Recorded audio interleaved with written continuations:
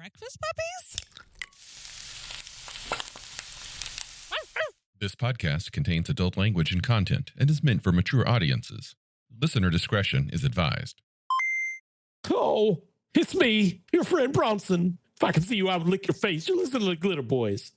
I love you.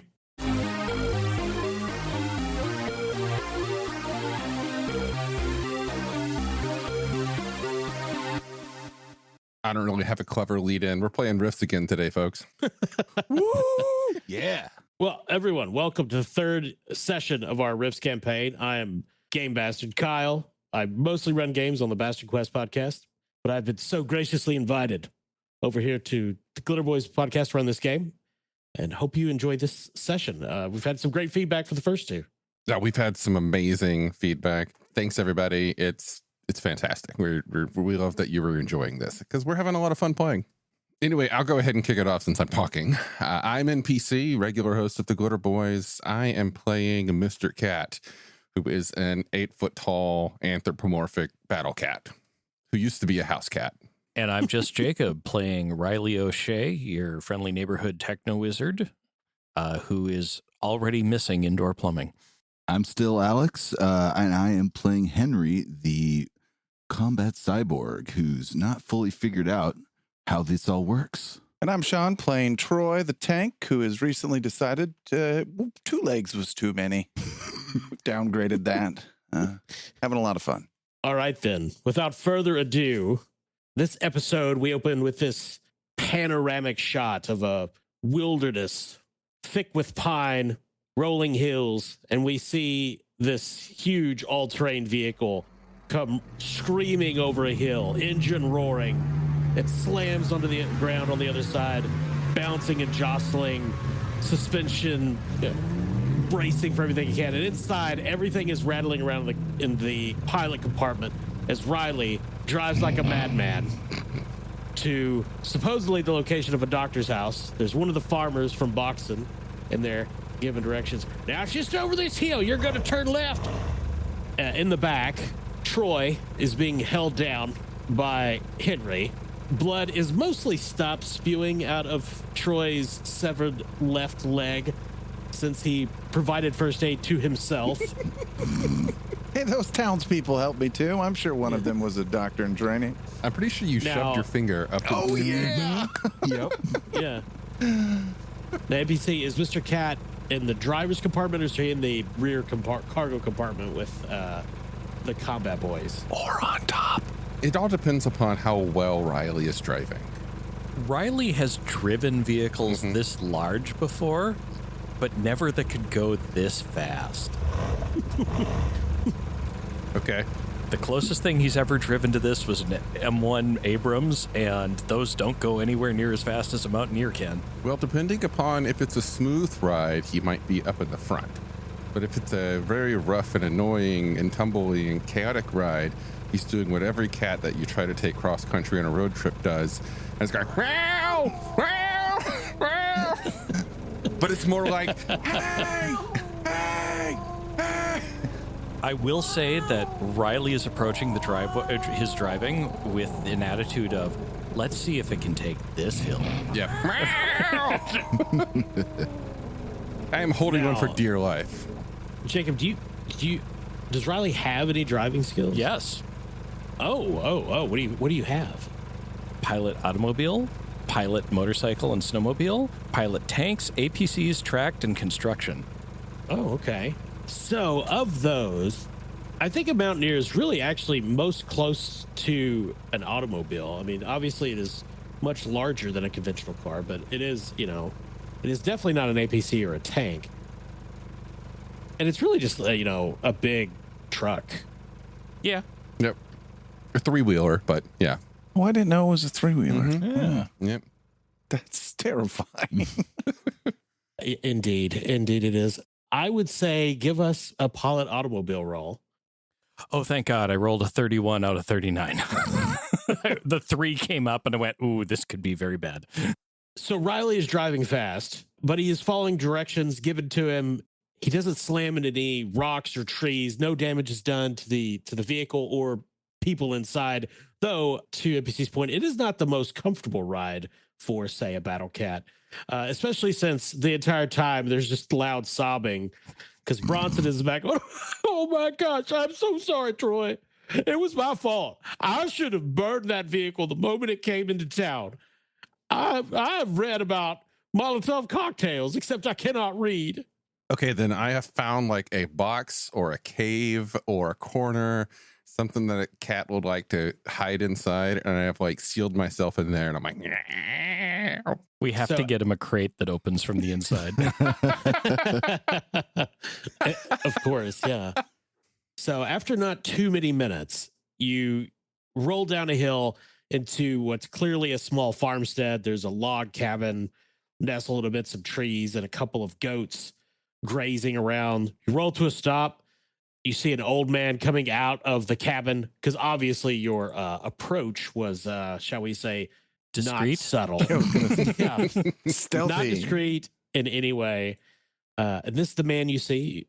And you guys can see the picture in the Discord chat. Gotcha. and provided this NPC gets a name and has more than 10 minutes on screen, he will also appear in the Goblin's Notebook site if anybody has followed that. So you'll get to see the picture, listeners at home. I didn't know that Rifts had old prospectors. Oh, God, no. Kyle, please. Yes. Yes. Yes. I know it's coming. Well, come on down here, fellas. Troy will open up the back of the vehicle and chuck the stump, the remainder of his leg out the back. Oh, God. So there's this shot of like the back of the Mountaineer, and we see the old doctor walking around, and this leg just falls out and falls on the ground right in front of the camera. This man shaking his head. Well, I should have known. Bunch of adventures rolling around. Come on out here, fellas. Let's see what Doc Bly's got to fix up today. I feel like an easy approach to that would be Henry carrying Troy out. Appreciate that. Yeah. So as soon as the ramp is available, descend, carrying Troy in my arms, gently. It's the only part of this trip that has been gentle. Clearly, he was not a medic driver. So inside the pilot compartment, the farmer that guided you here says to Jacob, "Oh, don't worry. Old Doc Bly's the best veterinarian in Voxen." That tracks. Riley proceeds to light up one of the Spanish cigarettes he found inside the Mountaineer. I had just kind of pictured one was already hanging there. No, driving like Okay. this, you can't have it ash and Fair. ash and spark getting It your could eye. just be unlit and waiting. Until I hook So- up with other techno wizards and they force me to start wearing goggles, I won't be doing that. Doc Bly leads you guys around the back of his cabin. And the first thing you see is there's a large fire pit with this metal framework built around it, and there's pots and kettles all bubbling away. There's also a finely polished copper still nearby under a smaller, very purposefully built fire. And he directs Mr. Cat and Riley to bring some sawhorses over and an old door, and you guys get Troy laid out on that.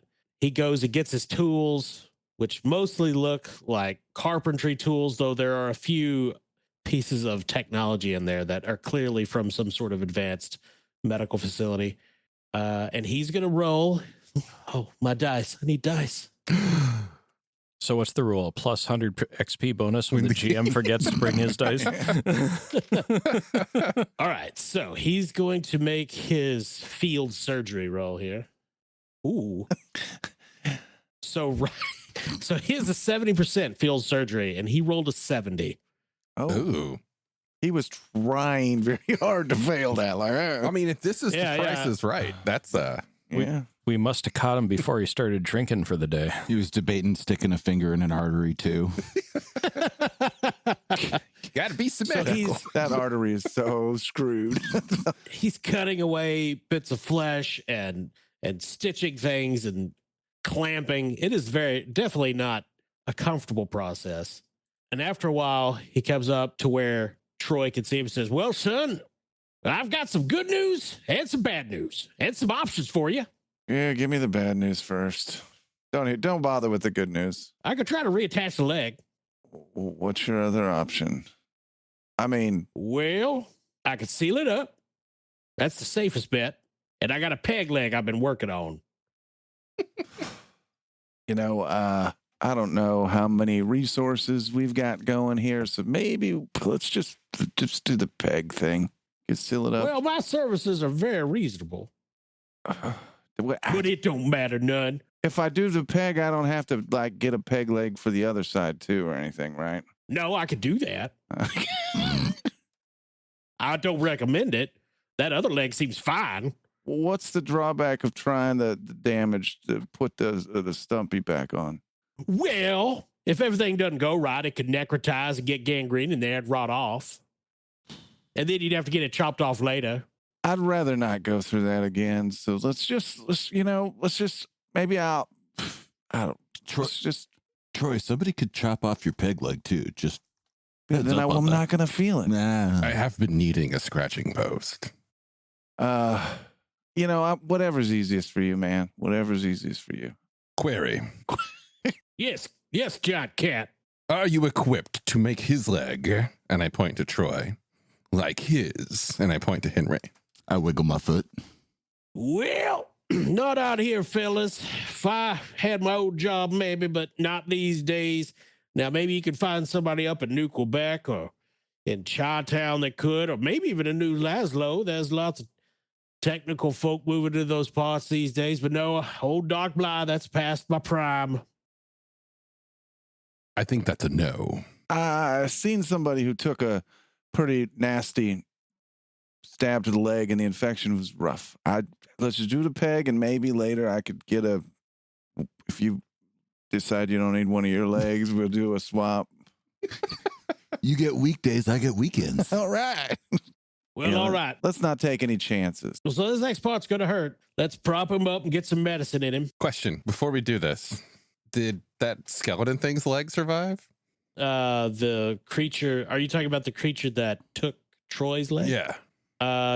Yes. Oh. Its leg is there. I mean...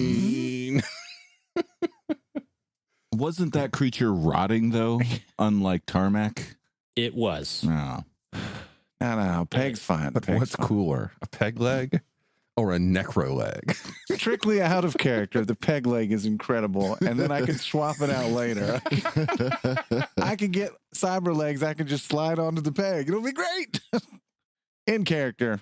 I mean, what the main question I have is does his peg leg include a incorporated assault rifle a la Grindhouse? He said he's been working on a peg leg, so it's got to be more than just a slab of wood, or he's a shit doctor. I mean, given the type of gentleman he is, that could just mean in the evenings while he's free, Whittling? he's been whittling. That is exactly what it means. Great. Aw. Yes. It's precisely, he has been whittling a pseudo anatomically correct wooden leg. Gentlemen, this is hand carved mahogany. That's got to be MDC. I want the peg leg. All right, let's get some whiskey in him. So you guys Yeah. prop Troy up and feed him alcohol mixed with painkillers for real safety. I find a loose piece of leather someplace and wrap it around a stick and hand it to him. Okay. Just bite down. Trust me. All right. I've Yeah. I've seen this before. Would you like for me to curl up in your lap? It always helped Mike when he was feeling down. That's a great idea, Mr. Cat. On it. Literally. Meanwhile, in the background, Bronson's like, "Oh, Mike." Just about to ask. Yeah, Bronson has been weeping the entire time. But the final surgery does not take very long. It's more a matter of stretching skin and stitching than anything really invasive. He does give Troy something to knock him unconscious so that he can rest. Troy will, of course, take whatever he's given. It's this. That did not go the way he had. It was had so many cool ideas, and it's just. So yeah, he'll drink the alcohol and the drugs readily, in the hopes of passing out. Which, given He his definitely PE, probably does. takes a ton. Yeah, he does have. So apparently, he is something of a brewer, and he has a number of homemade pharmaceuticals with frightening high toxicity levels. Okay. I love this man more and more. He's like one of my relatives. Jesus. So while Troy is resting, he walks up to Riley, who's, you're not sure if he picked the most human one of you. Well, but he that's certainly probably what it didn't was. take the one that seemed to be the most outgoing. I'll tell you that much. Yeah. Well, yeah, your friend's going to be fine. He's going to need some rest, but I think he'll make it.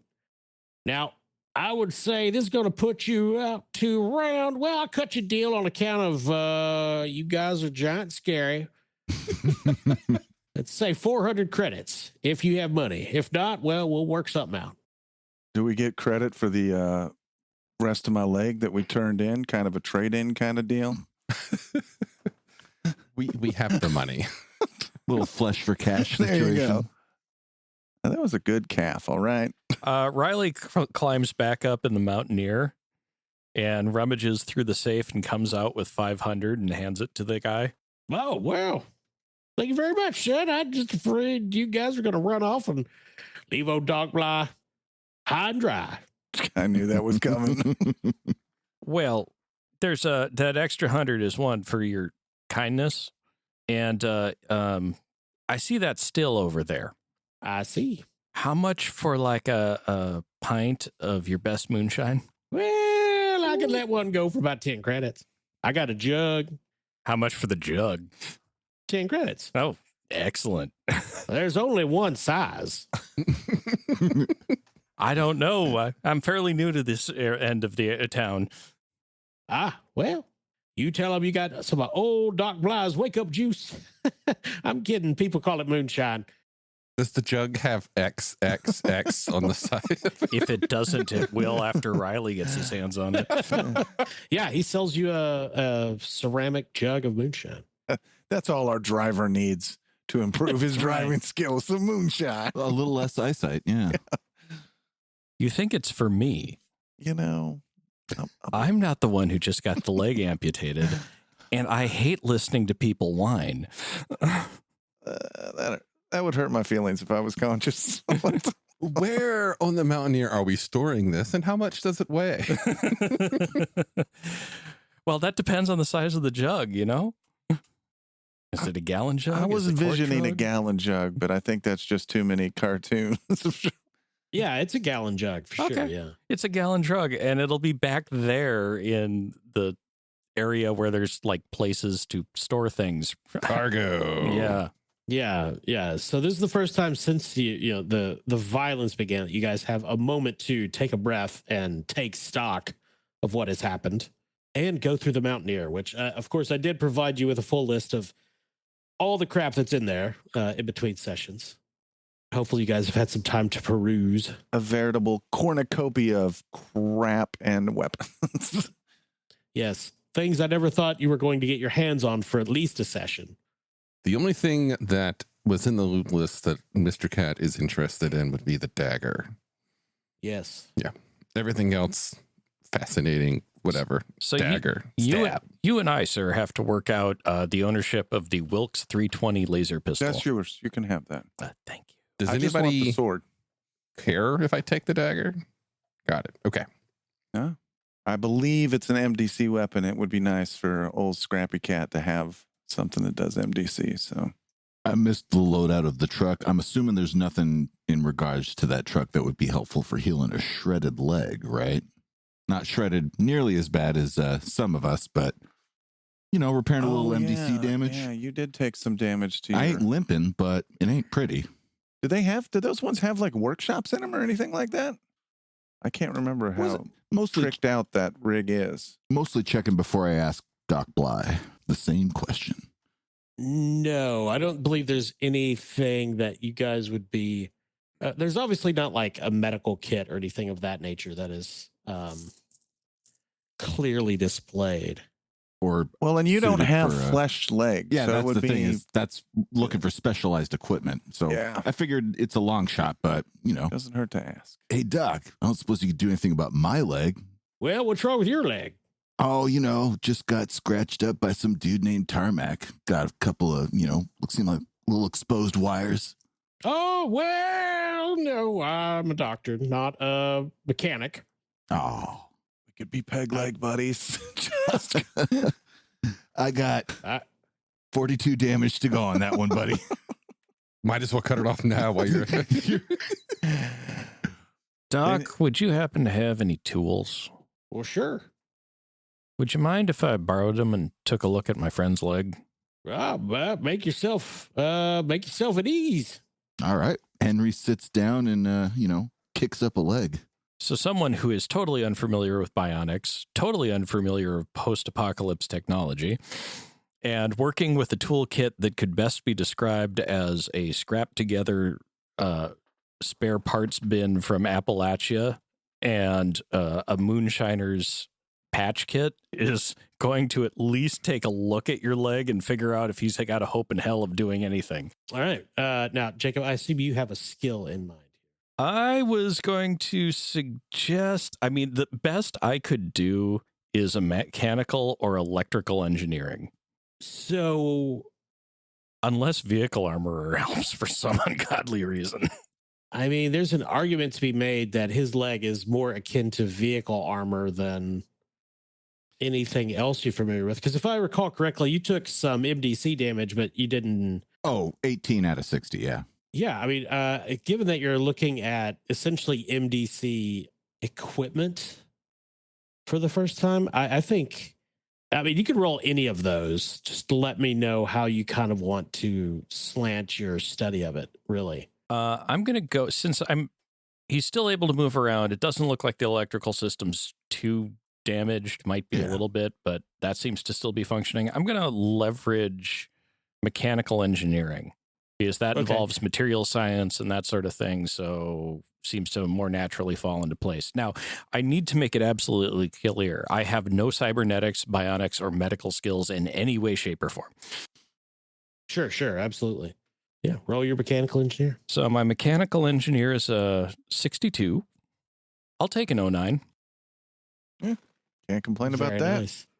So, with a 9, I would say you can immediately tell this is definitely far more sophisticated than anything you've encountered in your normal life. And the leg is still largely intact. You don't believe any of the assault penetrated into the no doubt sophisticated systems that must be under it. But in terms of repairing it, you quickly realize you have nowhere near the training or close to the tools or raw materials to affect any sort of repair. I kind of figured that. I'm going to take longer than necessary to figure that out just because you've hit Riley's nerd vibe and he's like trying to figure it out, while he's looking at it. Just how does this work? How on earth did they accomplish this? Is this actually metal or is it some weird metal ceramic? What's going on here? Now, you did suggest that the armor is probably not going to be really viable for us, but could they just take some of the armor pieces and strap it over the exposed areas of your leg? Step rattle, step rattle, step rattle. Whoa. Strap it on like a shin guard kind of thing. That's all I was. You're talking like a true MacGyver, buddy. Well, technically, I'm talking to nobody. That's true. I said to stop and figure out if MacGyver was on at this era. MacGyver? So, Yeah, Oh, MacGyver yeah. was actually off the air by the time the game started. Yeah. No reruns on USA? Oh, absolutely. Oh, yeah, the late 90s. Yeah, MacGyver was all over USA. Where characters are welcome. So the black armor that you guys piled into the back of the Mountaineer, which is still attached to the desiccated, almost mummified corpse that was wearing it, to Mr. Cat's senses, reeks horribly and appears to be essentially, what's the word? Is it like grafted to him? Is it part of him or is it? Yeah. So there are clearly it's essentially driven into his body, fused in some way with the bones. Oh. Okay. Gross. Yeah, scratch that idea. You still have more armor in your leg than some full suits of body armor, all right? I'm not sparking any gears over this issue. Just figured I'd check. Yeah. All the more and- reason to get to New Lazlo. NPC, I'll go ahead and say that Mr. Katz since supernatural being automatically, or rather, since magic energy automatically pings, the iron armor is clearly not mundane. It is of supernatural power. Hmm. I have a game question that my character would probably know, but I don't think I know. Would dimensional do DBs and the things DBs bring from other dimensions inherently ping as magical or dimensional, or is it like, yeah, he's got a pencil from the land of the living dead, it's just a pencil, you know? Yeah, no, you can bring all sorts of mundane items from other dimensions. Okay. I'm going to do something that's probably going to bite me. I'm going to use my object read ability on the armor. On the armor, okay. That's a horrible idea. I love it. So give us the long and short of that for the audience. To object read, give me a second. Its use, its history, its last owner. While we're waiting, Henry starts pulling some bacon out of his secret compartment and giving it to Bronson. Thank you, Henry. It's all good, little dude. Everything's going to be okay. I knew I could count on you for bacon. When are we going to find Mike? Hopefully soon. Okay, object read enables the sensitive to receive impressions and images from an object regarding its use, history, and last owner. Done by holding the object, concentrating on a specific line of thought, opening up to random impressions. Just as a psychic must open himself to sense evil or magic, he must open himself to the object. If successful, he will receive impressions and or images revealing bits of information. Okay, basically, there are 2 or optionally 3 avenues of inquiry. One is getting impressions such as the alignment of its last owner, general emotional state of mind, general purpose, whether or not the last owner is living or dead, whether the item has been used with by magic or supernatural forces, etc. They can indicate enchantment, if it contains supernatural entities, if it's possessed, and so on. And then images, you can see images of isolated events which have happened in the past. This will provide brief snippets of images and events that will offer glances of the previous owner and others close to him. All different kind of details and of that. There's a whole list of things here. Okay. Then there is an optional third one, which I am not going to do, where I can see the present state of the owner. You can just do that with your eyes. Success. Yeah. I'm not going to pay an additional 4 ISP. And I think that one, you don't you just roll to see if you get both? If I use the power, it costs 6 ISP, and I have to roll a thingy for impressions. I have a 56% chance of doing it. I do not get that. I rolled a 59. And on images, I have a 48%. Get a 17. So I got that one. All right. So you're going to get isolated events which have happened in the past. Oh, okay. So NPC, what does it look like when Mr. Cat begins to use his psychic power? I think he gets in really close and does that sniffing thing that all cats do. Kind of rubs his face up against it.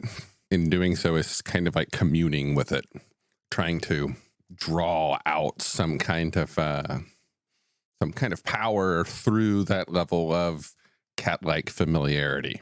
Gotcha. Okay. So you're reading the object, which is the black iron armor, and this is going to always, it's going to give you fragmented images of the previous owner for any events for which the armor was there. So first thing you see is you have this perception of, it almost feels like you're laying on your back and there's this great heat rising around you, purple flames. And it looks like you're staring down a long tunnel, but then you realize, no, you're staring up from the bottom of a pit. And at the top of the pit, about 30 feet up, presumably standing on the surface, are dark figures. 2 of them are wearing hulking armor, similar to what is now on the back of the Mountaineer. And these 2 figures have between them a very slight man, dark hair, dark skin, definitely Hispanic. He's screaming Spanish, though presumably Mr. Cat does not speak Spanish. Just American. If you can phonetically repeat them, might be able to understand. I do speak Spanish, I'm actually. really but smart, so I might be able to. We'll get to that. But the man is screaming Spanish. Then he is hurled down into this pit and slams into the flames. The scream intensifies. And the next image you have is of being this man and being a part of him, greatly changed after his endless torment within the cauldron in which you, the armor, were born. You're this symbiote creature, this gestalt of mortal soul and supernaturally empowered armor. You have these images of battles. They mean nothing to you. Sometimes this man is killing vampires, other times chasing innocents through dark, green, hot jungle. And then you have an image of a very different environment. It is a forest not unlike the one you, Mr. Cat, have been through in the past few days. And you feel yourself striding, not with pleasure, because the creature that is the armor and the dead soul, they do not take pleasure in anything. Yeah. But there is some sort of satisfaction striding across a victorious battlefield. And you see around you bodies, indiscernible. And up ahead, you see a man in black leather clothing, long hair. Mr. Cat recognizes the man as Marlmuck, the peddler that came to Boxen. He's standing over a body, and he retrieves from the body the sparkling dagger that he had tried to stab Mr. Cat with, puts it on his own belt, looks in the direction of, well, from Mr. Cat's perception, his, and motions, and the two of them walk towards a mountaineer in the distance. A mountaineer that, again, there's another figure standing near it that you recognize as Tarmac the Crucifier. And that is the last image that Mr. Cat gleans. Fucking knew it. Everyone in this picture is dead. That's very true. I saw him take the dagger from a body, Yes. like he was stealing it, or was it like he was pulling it out after he had plunged it into that body? He was stealing it. He was Okay. taking it off a belt. It had not been used as far as you could tell. In my mind, am I able to summon forth any kind of a zoom and enhance on that body? Like pull back a flash of that memory? Do you have any skills that would be most relevant to that sort of thing? I don't have any skills. I don't think there are any mental skills except for in one of the rifters, but I do have an IQ of 26 if that helps. Like, Yeah, let's just roll your IQ times 5. oh, okay. Well, I have a 130% chance of that, but let's see if I still crit fail.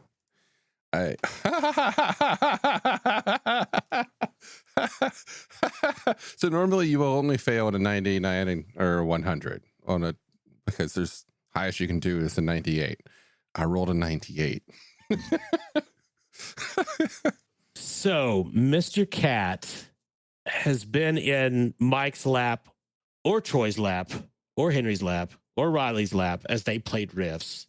And judging from the way the body is dressed and something about its armor seems to make Mr. Cat think that dead body is a cyber knight. But overall, you get the impression that this armor it is not simply a suit of armor. It is There's a dead guy in the armor, like not just wearing the armor, but in the armor. Yeah, it facilitated some sort of unholy union of dead guy and corruption and pure evil. Well, I will share this information at least with Riley, and if Henry is listening, Henry, I got impressions of the former owner. And apparently the former owner is not that skeleton. The former owner is still in the armor. It wasn't pleasant. There was fire, burning, suffering, and Spanish. So it was like in Mexico, or Perhaps. I understand there's something about vampires or something down there. Mike was very into those things. I don't know why they're scary, but I can say that confirming his final words, similar to his final words, I think his final words were, "Oh, God." He does, in fact, know Tarmac, as in the man whose knife I stole. Ah, yes. Oh. It's a very nice knife. You don't find vampires scary? No, they're terrifying. That's why I said they were scary. Oh, I misheard you. My apologies. Ay caramba, Mr. Cat. Real good discovery. Of course, Mr. Cat only does the best work.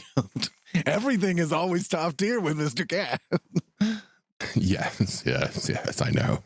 So you guys have two core options. You could rest and let Troy sleep at Doc Bly's house, which he is happy to let you camp there.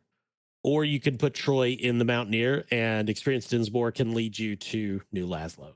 Oh, that's right. She's still here. I was Okay. wondering what Experience was doing during, if she knew Doc Bly. Yeah. She did not ride in the Mountaineer because you guys took off, but she shows up Oh, a little bit later. We just forgot. Whoa, forgot about you. Whoops, sorry. We're in a it hurry. was an emergency, yeah. When she shows up, Riley silently offers her a cigarette, Oh, no, thank you. I do not partake. offers her a swig out of the gallon of moonshine. Ooh, I'll drink moonshine. Yeah, so she takes a swig and, makes a face and hands it back. It's mostly for my friend who lost the leg, It's Mm-hmm. several Yeah. days drive, I suspect, and we best keep him quiet. Oh no, if we're driving, we can get there fast. I always thought we'd be walking. Oh. It's about 50 miles. Oh. Half an hour the way you drive. I have a giant vehicle. I think the top speed is I was an 120. Abrams tank maintainer, and there is no commanding Okay. officer present. Let's have a quick chat about rifts and speeds. Vehicle speeds make no fucking sense in rifts. None whatsoever. Accurate. The giant tripod ATV has a speed of 120. That's insane. Yeah. That's if you put it at this speed, it's probably going to be falling apart in the next 5 melee rounds. But yeah, sure. Why not? Yeah, I mean, I would say that it has a top speed of that in the same way that just about any car does, but Yeah, you don't so drive them at that speed. Yeah. You shouldn't. You can once, at least once. I would like to also, I had mentioned this when we were having our Discord chat, but I do want to use the object read on the knife at some point. So Sure. I can wait on that if you want some time to come up with some ideas. Oh, I got plenty of stuff on the knife. But the question is, are you guys going to camp out around Doc Bly's house, or are you just going to go straight to New Lazlo?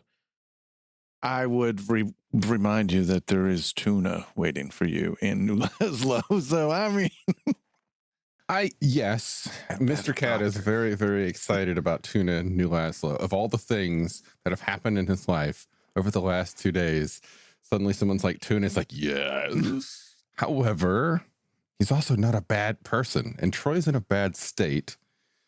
And he's smart enough to know that picking him up and moving him and carrying him along the way Riley drives is a bad idea.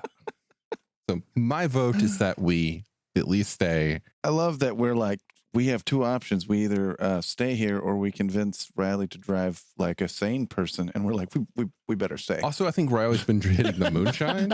He's had one sip. He got it for medicinal purposes for you. One sip of the homemade moonshine. Riley is not good That's to like try. 100 No. proof. Plus, Oh, no. Easily. It's, probably closer to 170 proof plus. you don't want the peg leg to reject. You saw that guy in the Discord. Does he drink 100 proof? No. It's too weak. Okay, so you guys are going to stay at Doc Bly's house for the night? That's my vote. Ditto. I mean, Riley's not going to protest once it's very clear that the majority of the party is wanting to stay. Now you can take more sips. No, now I can crawl over the prick 77 on the dashboard. Oh, yes. Yeah, I mean, porque no los dos? So this fight happened pretty early in the morning, if you recall last session. But by the time everything is kind of taken care of in terms of Troy's medical condition, it's early afternoon. So, Alex, we'll start with you. What does Henry do for the rest of the day and evening before you leave for New Lazlo? 2 things. So first up, Henry does a little bit of scrounging through the driver compartment, rather the cargo compartment, I should say. Collects a little bit, not too much. I see there's some dried meat. Take a little bit to pad out the dwindling bacon supply. Toss that in my secret compartment. And I eyeball that leg. I assumed Bronson was going to keep my leg. I mean, he deserves it. The tarp. I see there's a big tarp. There is a big tarp. Yeah. Henry saw Tombstone not that long ago for the first time on VHS, and pretty stoked on the idea of having some sort of just, I forget what the term is called, where not a duster, but there are actually green cloaks as equipment on our list. Yeah, we got a box of 10 of them. You don't have to make one out of tarps. Is it one that'll fit me? 2 of them, one for each. All right. That's a fair point. You're a large fella. Yeah, I see tarp big and like, that works for me. The cloaks that are in the cedar crate, I was also eyeing them, and Henry and I are both pretty big. How large are they? So the cloaks are fairly large. Mr. Cat could wear one very comfortably, and it would even drape over most of Henry. I'm into it. So you take these out. These are dark green leather cloaks. There are clearly sigils stitched into them. Whoa. Of some arcane purpose, and they do smell supernatural to Mr. Cat. Oh, yeah. Really? When you mentioned the cedar box, I'm like, those are not normal cloaks. Well, it looked like these were set up to be traded, so I have a feeling they're probably not evil cloaks. If he was going to be trading these with the people of this town and they knew him. That makes sense. Yeah. You don't get any unease like you do with the armor, and there are 10 of these cloaks. Well, now there's also, I was going to say the tarp is big, meaning you could put it over a roof. Figured that was the stretcher. Maybe I have to cut it into a medium tarp, but a cloak is better. Yeah, now you have a dark green cloak. Also, I don't guess I've ever asked, what color is your armor? Or should I say your physical body? Right. I guess I always imagined it very much like a dark and maybe dappled gray. Okay, cool. That works. So what does the rest of Henry's day look like? Henry's day looks like making sure Bronson is okay, because he's kind of taking to making sure little dude's holding up okay. He's not hungry or not stressing too bad. And then kind of trying to investigate for any new things he can figure out how to trigger to continue his understanding of his new body. Gotcha. So for that, roll your computer operation, which it is the relevant stat halved. So which, if I recall correctly, was a 10, and I roll a 100 or a 20. If it's a skill check, it's percentile. Got it. So you want to get what was your, It was 20 halves, so 10. Yeah, I got 33. Do you want to spend a heroism? This early in this, you know what? You've got a bunch. Yeah, I got 3. Let's go down to 2 and try again. 33. Wasn't in the cards. Dostupsuppression. You don't know what that word means or that phrase, but you hear it a lot over the next few hours. I wonder if it means as your 33. attempts to control systems are repeatedly denied. Yeah, the AI is not pleased with you. Oh, major bummer, dude. Finally, the last thing you hear before it does something and locks you out for a minute is Ostanavis Modak. Wasn't one of those guys named Modoc? I believe that was a comic book that Mike was really into. Yeah, I think that was like one of Iron Man's dudes. Guy with the giant head? Yeah, Modoc. A machine only made for killing. 70s were a wild time. Yes, they were. So, Jacob, we know what Henry's doing, and that's mostly being frustrated while tossing bits of dried meat to Bronson. who's having a great day after that. Yeah. The first thing on my agenda is giving this Prick 77 on the dashboard of the Mountaineer a hard look, because I know what a Prick 77 is.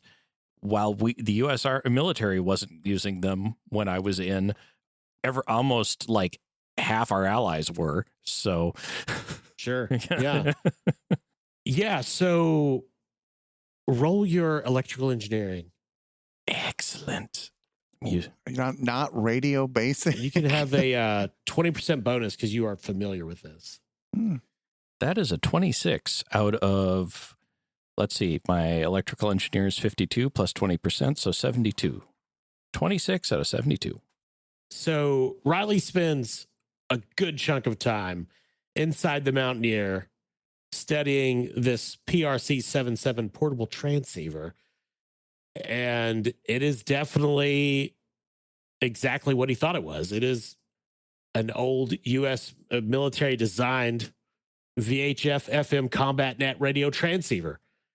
There's a steady buzz coming from the receiver, but as far as he can tell, it is not wired into the Mountaineer's power supply. There's no electrical battery that he can find. It's simply functioning. And the closest thing to that is there's a crystalline block on the back of it, like, lashed to the system with some golden wiring and lots of gemstones dotting it, which he has no idea what that's doing. Sounds like our tech wizard finally got some tech wizardy stuff. But it's working, and he, spends a lot of time going through the channels, listening. He definitely hears people talking. At one point, he picks up some Russian communications. He hears Japanese at one point, bits of German.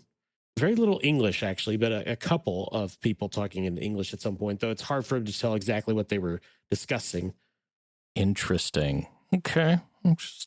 I'm giving it a once-over, trying to make my heads or tails of what it's... Well, not a once-over. I'm going to spend a fair amount of time studying it, trying to figure out what the hell they did to this poor device. Even though it weirdly sort of in the back of his head makes some amount of sense, for some reason he can't put his finger on. Yeah, it seems fully functional to him, and in a remarkably good condition as well. Yeah. Though he can definitely tell there are parts that have been refurbished or replaced with what he suspects are handmade components. Yeah, like there's no printing on that resistor there at all. It's just a gray resistor that looks like it was hand molded. Yeah, but overall, surprisingly functional. Well, I mean, that's going to be a big part of his time, just spending like trying to make heads or tails of the modifications and what the hell the crystal does and all of that. And, that's going to be a big part of his day. This is kind of his crash course in techno wizardry to a certain extent. Yeah. Makes sense. Yeah. Eventually he does figure out that the crystalline thing has some power supply effect, though he's not at all convinced that should work, but it is. Sean. Yeah. Troy has a very nice long nap. Yes. If Troy gets anywhere near wakefulness, he doesn't show it. He intentionally tries to go back to sleep this off. At some point, probably staggers just far enough to not pee in his own bedding. But yeah, absolutely. Takes all of the moonshine that they will give him and tries to sleep this off while it recovers. You regain 2 hit points. From 0. I think I was at 0 last session. Yeah. Okay. So under professional medical treatment from a doctor, clinic, or hospital, you recover 2 hit points per day for the first 2 days and 4 each following day. I could be mistaken, but I believe as a crazy, don't I regenerate? Ooh, probably. Enhanced healing. Heals 2 times faster than normal. Virtually impervious to pain. No amount of physical pain will injure the crazy until he's down to 10 hit points. Yeah, well, I met that. So instead of 2, it sounds like I would get 4 back. Yeah, sounds like, yeah. Cool. That's something. Oh, well, hold on a second. It's even better. He also has crazies have a bioregeneration, which means if I slip into a meditative trance All of my energy is focused on healing, and I will get 2d6 hit points and 3d6 SDC. Stop bleeding, close wounds in 2d4 minutes. Why did I not read that before? So, could an alcohol-induced daytime nap be counted as a meditative trance here? Yes. Okay, cool. You're crazy, so I assume that's just how that theirs is. So I will give myself, I'm rolling the 2d6 for a few more hit points. That's 7 more hit points. So, Yeah, and there's some SDC too, but I'll roll it up. cool. Yeah, for a crazy, alcohol is, meditative. But yeah, other than that, he will not engage. If Bronson gets close, he might try and get Bronson to come lay down with him. The comfort of a dog at his side, even if that dog happens to be a giant, strange, monstrous Chihuahua thing. Giant's relative, but yeah. Yeah, Bronson is more than happy to cuddle. Perfect. All right, NPC, how does Mr. Cat spend the rest of his day and evening? We know, obviously, he, at some point, uses his psychic powers on the armor. I'm going to find a cubby hole somewhere and crawl into it, and then curl up with the knife and kind of rub against it, and then use my power. Okay, and so that provides the last owner of the object is what you look at. Yeah. Okay. Awesome. Yeah, so the impressions can include aspects of the aspects of the last owner, various things, but it can also include purpose of the object, details on its enchantment kind of thing, if there is one. And that's the main one I'm interested in. So, all right, 6 All right. ISP, here we go. 56. Okay. 21 for impressions. Okay. And I don't get. Well, you know what? I'm going to spin a heroism and reroll that. Much better. 31. So I got both impressions and images. Okay. So he found a quiet place in a shed on Doc Bly's property. There's just stacks of empty jugs and barrels that smell of alcohol, but he's alone and it's quiet. Much quieter than Mr. Cat is used to because he is a city cat. And so in this kind of rural wilderness, the sounds of a forest are both foreign but also oddly comforting. He focuses on the dagger.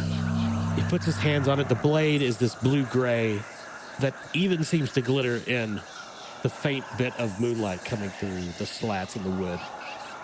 Indecipherable runes seem to glow on the weapon from tip to hilt. He gets impressions of its most recent wielder, other than himself, of course. Driven, ambitious, purposeful is what he picks up on from Maromog. As to this item's purpose, he gets the impression that this item's purpose is, at least in its opinion, because it is possessed of a supernatural entity, its purpose is to protect and serve and defend. Not bad.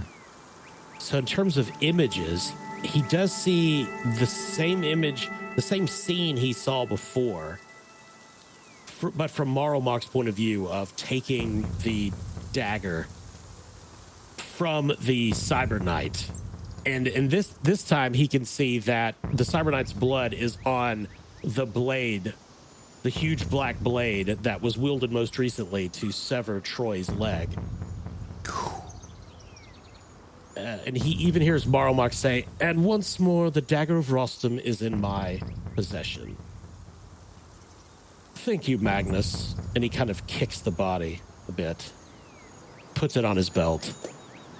When he said, "Thank you, Magnus," did it feel like he was directing it towards the body? Oh, yeah. It Okay. was sarcastic. Got it. It was derogatory. Okay. The next image, the most significant next image, is you see yourself, the dagger being stabbed towards you, which you recall Maromog attempting as such. And then great pain as Maromog's arm is broken and the dagger falls from his grasp. And the last emotion you feel, not from Maromog, from the dagger, when Maromog drops it, is relief and looking forward to literally anyone else picking it up. We'll see how this plays out. And you open your eyes, and you'd been sitting like cross-legged on the floor, I assume, or something of that nature. Sure. And sitting across from you, cross-legged, is a man. His very dark skin, long dark hair flowing down his back. He's in armor of a kind you've definitely never seen. It doesn't feel at all modern, archaic and old. And he's looking at you with a very calm expression on his face. His hands are on his knees. Hello. I must confess that I'm surprised at who has me at this point. Why would that be? Because you are a cat. Am I not a perfect model of catness? In my life, I do not recall cats with thumbs. And we are worse for it. I'm Rostam. I am Mr. Cat. I see.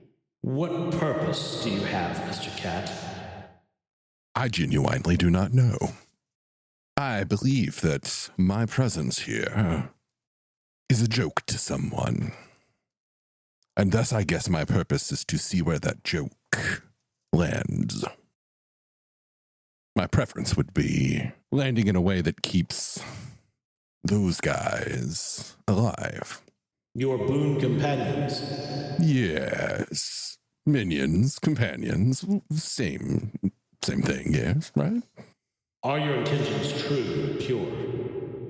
That's a deep question. Can you define purity? There is no word for such a thing in the cat language. You're familiar with Purina, but Yeah. I do not think that is a concept I have ever had to ponder before in my life. Do you intend to protect the innocent? Again, I'm a cat. I will protect those who are good to me. That is all I know. There's a great war coming, Mr. Cat. I can smell it. It smells like alcohol. It would do well for you to choose a side. And then Mr. Cat is alone, the dagger in his grasp. I hold the dagger and I think of Marl, whatever his name was. I don't care. Well, Mr. Rostam, I've killed 2 of them already. I think a side has been chosen.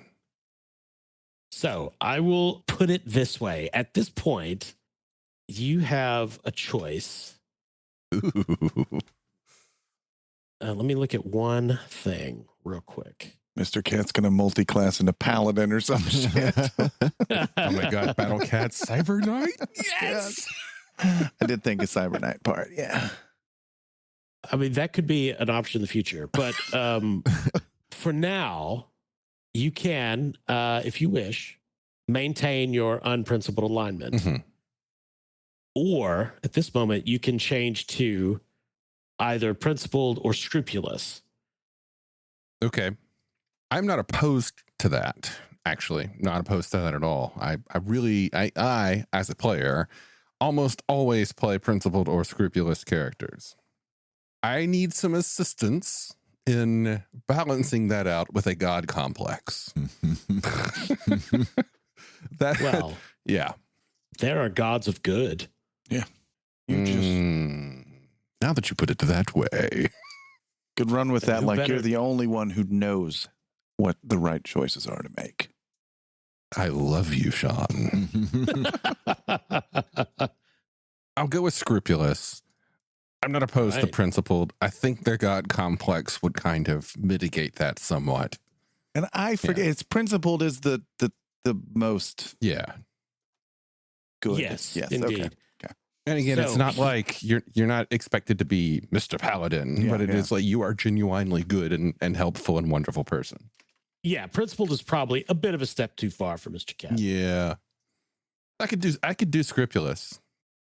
just for the audience, these are the abilities that the Dagger of Rostam, if you have a good alignment, conveys.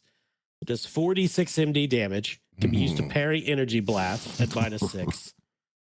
If you keep it for 6 months, you are linked to it, and you can sense its presence within a 4-mile radius. It gives you +1 to all saving throws. And it has healing abilities, which I won't go fully into. And you can turn undead. So sort of actually, yeah, Mr. Cat the Paladin.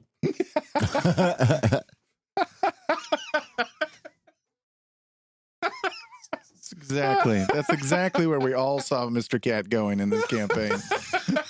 Full disclosure, I did not, but you know, I sure as hell didn't.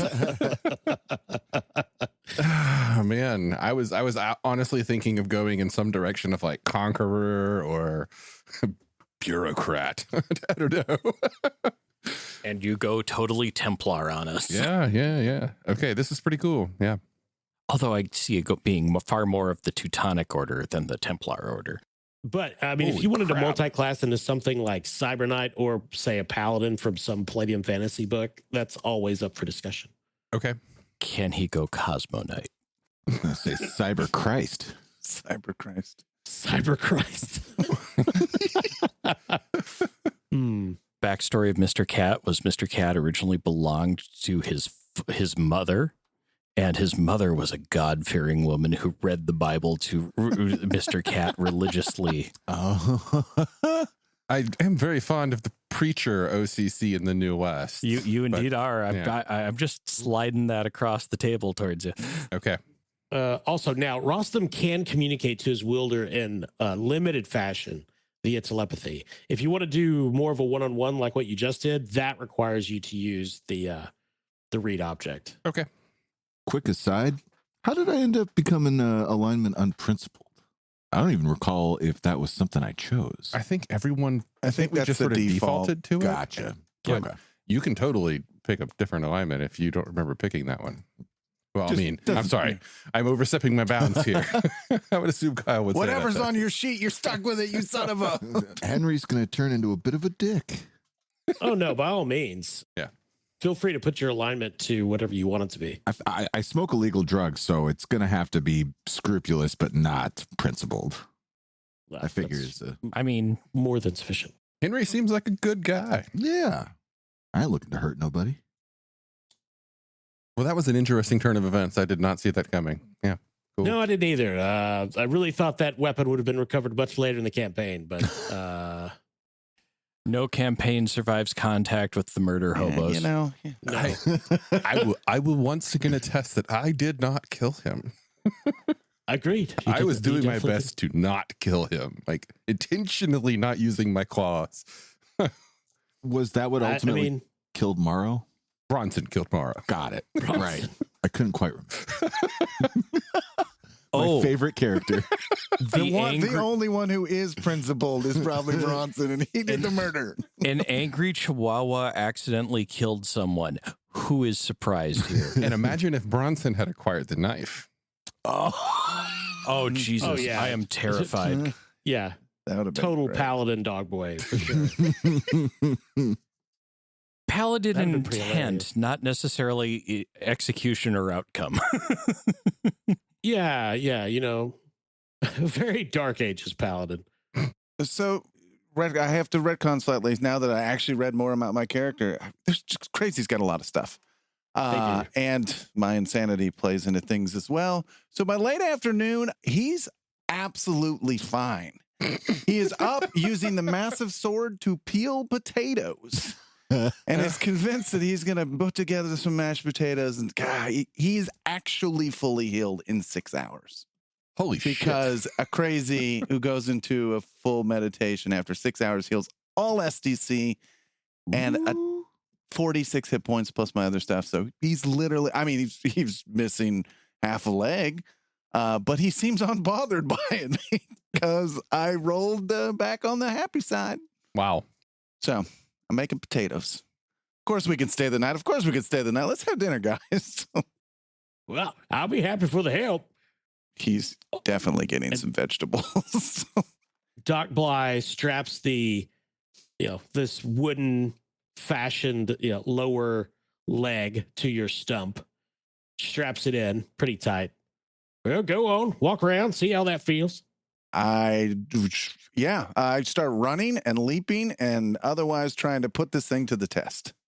So, I mean, I think given a crazy's, preternatural agility. Yeah, yeah. I mean, unless you're doing something where it would clearly be an impediment, like relying, jumping from a high place, like it's going to shatter. Yeah. The kind of thing where it would shatter on impact. Yeah. But other than that, I mean, you'll be, at relatively fully functional. Okay.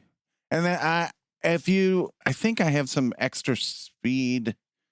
If you decide you want to reduce that or something, just let me know and we can take care of that on the side. So, but yeah, I mean, I don't, all your abilities are crazy, psionic, cybernetically enhanced nonsense. I mean, shenanigans. Yeah, I feel like part of your leg is wood is like the least affecting part of you. Part of your brain is metal. Part of your leg is wood. Yeah, I think it'll be fine. Again, unless there's clearly a case where it's going to be an impediment or a negative, and then we'll handle that on a case-by-case basis. And he is using that giant sword in the most shameful way, absolutely shoving the blade in the ground and using it as a crutch. Like, it does not care. I'm picturing a moment then where Mr. Cat now has communed with this knife and acquired some of its abilities and at least a basic understanding of some of its like healing things. He's like, I guess I should use this on Troy. So I stalk over to where Troy is and I find Troy just feeling potatoes with a sword.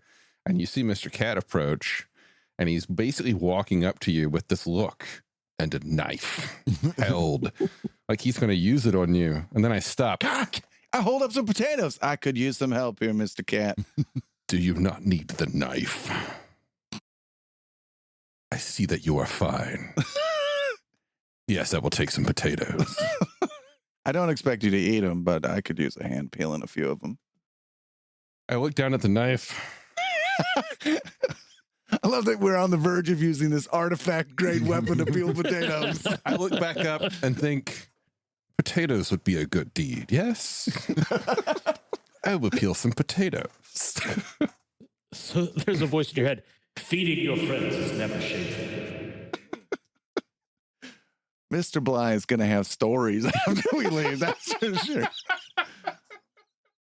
Well, I'm pretty sure these fellas were using a rune weapon to peel some damn potatoes. And I'm just going to use my claws. Yeah. Oh, there you go. Yeah. So you guys spend an evening with Doc Bly and experienced Dinsmore. You have a fire going long into the night and plenty of moonshine. The next day you wake up, pack whatever you unpacked. And unless you have something else you want to ask of Doc Bly or the village of Boxen, we will move to New Lazlo. I'm down for heading out. Yeah.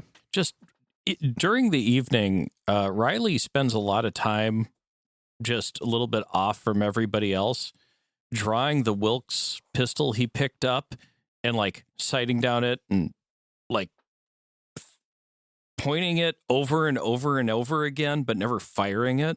Do you have laser pistol proficiency? Okay.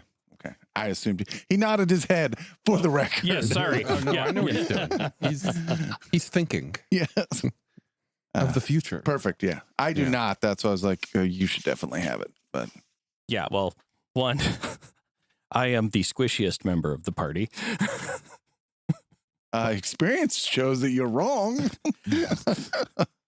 I might be the squishiest, but I am not necessarily the most impetuous. So the next day, with experience giving directions to Riley, you guys drive the Mountaineer cross country, following old roads when they're available, but when they're not, just simply driving through the woods. There's a lot of whooping as we're going through the woods. Eventually, the villages become less spread out, and pretty soon you're driving on a fairly well-maintained dirt road through farmland. And you slow to a stop as you come to a crossroads, and in the distance you can see a clear city skyline. It's not a great city like New York, but it is clearly a sizable settlement. And there are two menhir on either side of the road. And by that I mean giant stones inscribed with runes, and they are kind of angled so that they form a crude archway. There's sigils worked amidst the rough cracks and edges, and experience tells you that this is the boundary of New Lazlo itself. All who pass through will be known to the warding order. There are other ways into the city, but she tells you avoiding the direct way is seen as inherently suspicious. Well, Do this you is drive through? her home, right? This we're her guests. Yeah, I say we just go in. Yep. I mean, We got nothing to hide other than a giant cat, a cyborg, and did we bring the dead body with us? yes. It's in the trunk. Yeah. Okay, we do have some things to hide. Riley slows down because, well, cops might be around, and just waves as he drives by. So there are two guys in clearly like this. You're not sure if it's ceremonial, but it's armor, but it doesn't seem medieval to you. It's clearly some sort of uniform, not one that you're familiar with. And it's vaguely like blue and green, and experience waves. The two guys don't really look at you that much, but simply wave you through. And when you pass under them in here, like it feels like you stepped through a sheet of cold water, but otherwise you were unaffected. You drive into town, New Lazlo, which is a mix of stone, wood, and concrete buildings, some of which rising not quite what you would think of as a skyscraper, but multiple stories. And experience gives you directions to a definite residential part of town up on a hill. And you stop outside of a 3-story home, brightly red painted cedar siding, pale rose tiles on top, and a front porch that rings the whole house. So she is grinning as you approach, and there's no driveway, but the street is wide, and she tells you just to park wherever you can. And she invites you inside her house. I'm going to try to leave enough space so people can get around us on the road without problem. So if I have to pop a wheel or two on the grass, I'm doing so. Sure, you definitely have to. There are not a lot of vehicles on the street, and you haven't seen a lot of there were definitely vehicles in the city, but it is not populated with cars in the way that you'd be used to from a modern American city. Most people were walking around, but you did see streetlights and the kind of infrastructure you would expect in a modern city. Although some of it gave Riley a weird feeling, similar to that which the radio does. So Experience Grin says, "Come on, you guys," and hops out of the Mountaineer, expecting you to follow, which I'm assuming that you do. The moment it stops, I am out. Likewise. I'm just She has a her house is fairly large, but doesn't seem terribly uncommon for what you've seen so far in New Lazlo. In fact, it would seem like this town has a fairly high standard of living, all things considered. Her house, the main floor, is covered in intricate rugs. There's very comfortable, if a little worn, furniture. The kitchen is well stocked. There's a portion of the wall that is covered in childish scribbles and marks of height. So at some point there were, children living here. That said, the house is empty and quiet, but not like brooding or ominous. And as you go in, Experience starts to snap her fingers, and lanterns, all different varieties and styles, start to activate. She walks into the kitchen, claps her hands, and the oven begins to heat. She starts taking things out of a refrigerator. "You boys hungry?" Clearly starting to prepare a meal. Riley looking it over, except for the microwave, which looks factory assembled. It is plugged into an outlet. All her other appliances are not connected to electricity or gas, as far as you can tell. quick question. How tall are her Yes. ceilings? Her ceilings are about 8 feet tall. All right. So I'm crouching, or at least ducking my head. I will, as we enter and she moves off, sniff at the air for a moment and look at Bronson and be like, "Smells like her. Smell anybody else?" That could be a lie. I could just be making that up. Does she live alone? I'm It hoping. does smell like her. There are the kind of like old scents of other people that lived here for a while, but there's one other scent that feels fairly fresh and it's similar to experiences, but not exactly. And Bronson says, "Oh, I don't know. I think it's hers. It's all right, little guy. It smells like her hair. She's so pretty." She does have nice smelling hair. As we're going in and the lights are coming on and the machines are spinning up, like every one of those, I'm like jerking look at it, and I'm like distracted by everything and considering like hunting down the source of these weird lights. And then she says food, and that's all I needed to hear. Yeah, she's taking fish out of an ice-covered freezer. And Henry, you notice that there are a few pieces of furniture that do appear to be really overbuilt and capable of supporting great weight. I'm very interested in that, and also if there appears to be anything resembling a TV in the supposed living room. There's not a TV, but there is a radio, a large, what you would think of as kind of old-fashioned radio, like what your grandparents might have sat around to listen to war updates. A dreadnought-style radio. Excellent. Yeah. I will wander through the house clapping just to see if anything else turns on and arguably looking for a restroom. Riley's really concerned about indoor plumbing, so I got his back here. It has that. So because it's Troy, we assume he wanders through the whole house over the next few hours. Absolutely. If he is not stopped, he will just kind of, of course, why not? Smash cut to 2 peg legs. If anything is under a tarp, I do not lift the tarp. That's just the only rule. Good call. There is a cellar with root vegetables and jars of, clearly preserved foods. And obviously, old furniture that they've stored and like an old baby bed. The second floor there's a sitting room and an office, a bedroom that seems to you like a guest bedroom, right? It's kind of got like generic stuff in it. There's no personality to it. The third floor clearly has a master bedroom and some storage. And on the third floor, there is a room, which is fairly large, which is closed with a padlock on the outside. And the door is definitely built of stern stuff. And there is an attic with all the boxes and cobwebs and dust that you would expect. Okay. I don't try and get past the padlock door. And again, he's just kind of assuming he has free run to check the place out, but he's not opening boxes. He's not trying to invade her privacy. It's just that he's like, yeah, of course, I'm going to check this place out. It's a cool house. But it doesn't sound like there's anything, like there's not a huge pile of weapons or anything that would make me think this is anything more than just a house. Pretty decent sized house.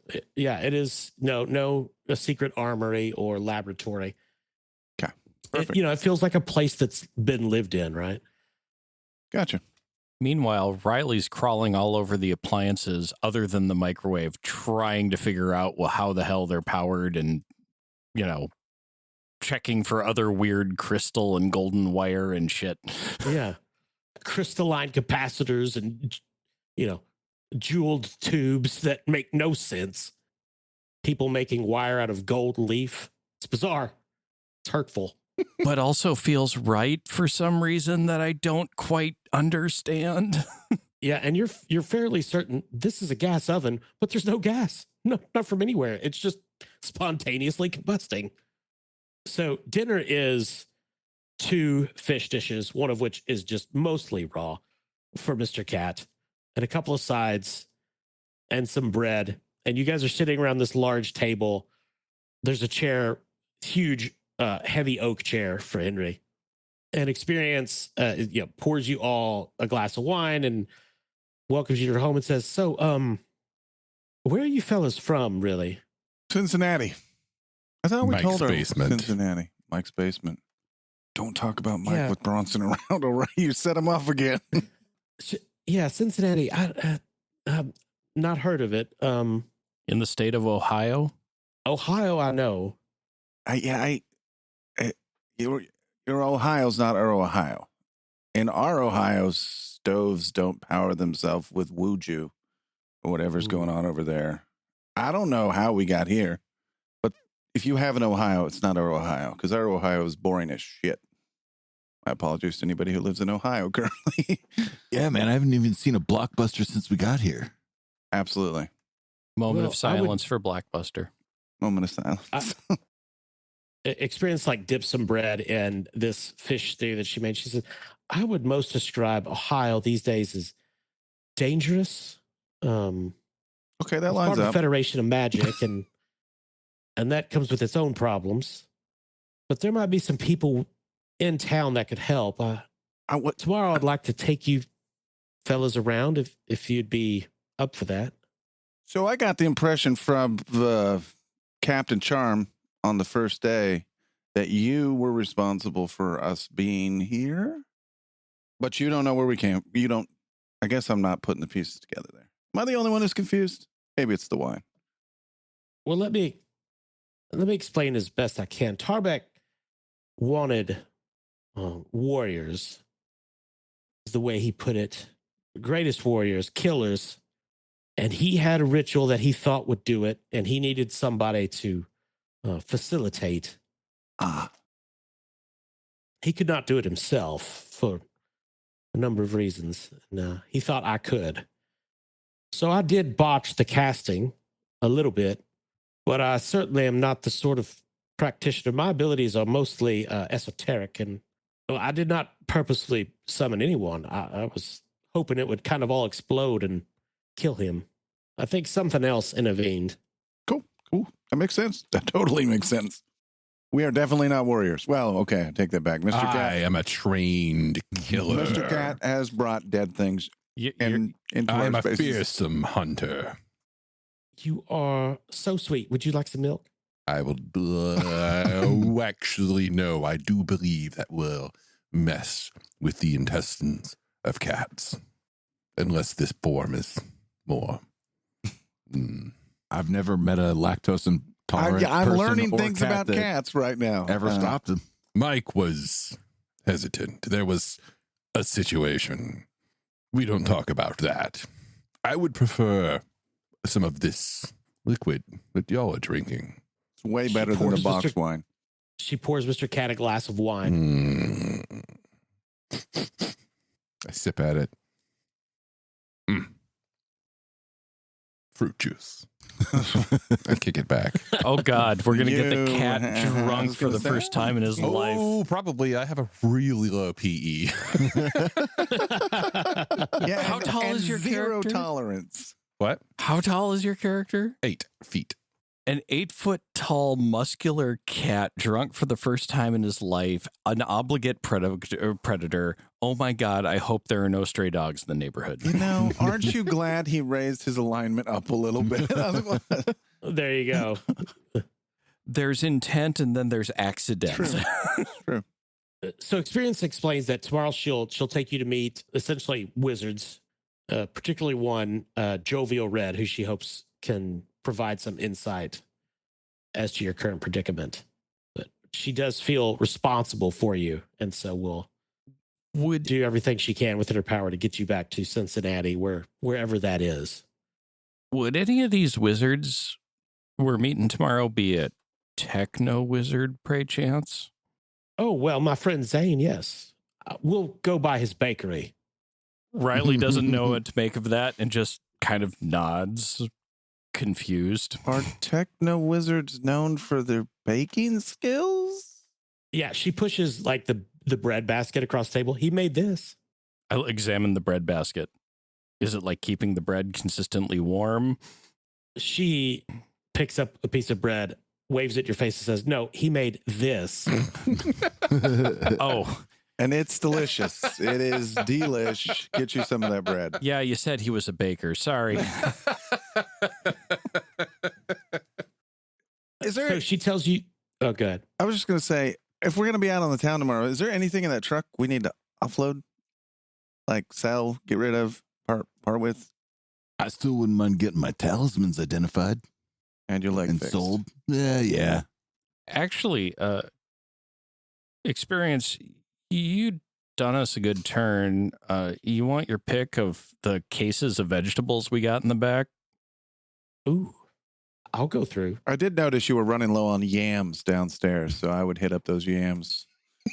Oh, thank you. That's very kind of you. Troy, if you could be a dear, go get one of those crates and break it in. Out the door immediately. Thump, step, thump, step, You thump, know. step, thump. It's a great rhythm. As everyone else is talking more and more about the things in town and the wizards and whatnot, I wish to kind of start getting Bronson drunk with me. Oh, yeah. Bronson will definitely, he does not need much encouragement. Okay. This has the Troy seal of approval. I'll just. I wanted to just ask to hear what Bronson sounded like drunk in the first place. This is way cooler. Bronson's like, no one would ever let me drink wine. This is so delicious. We're going to have to get a drunk dog boy and a drunk battle cat out of a tree later. You do realize this. You don't even know. You need to get that finger camera thing figured out because we're going to need video. All right. Also, I think that now that I'm big, I could go and smell anything I want, and no one will be able to pull me on a leash and say, no, Bronson, get away from that lady's butthole. But I feel like there might also be proprieties that I'm overlooking. I think you should fight against the establishment, Bronson. Yes. Who is establishment? I will fight him.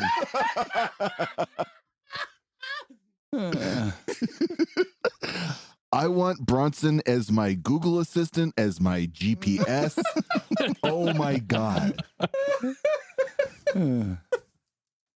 I need Battle Cat to get a battle vest now with an ACAB patch. Yeah. This machine kills fascists or something. Yeah. So Bronson says, I have to go outside now to poop. Good job, buddy. You remembered. Not inside. But then he like perks up.